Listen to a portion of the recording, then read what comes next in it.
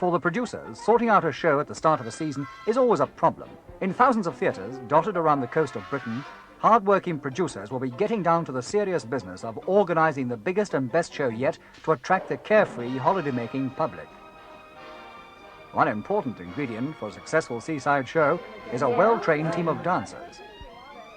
The public, I think, have a terribly glamorous idea of your lives. It's not exactly champagne, they've grown out of that, but they think that it's parties, and they don't realise, I'm sure, the tremendous...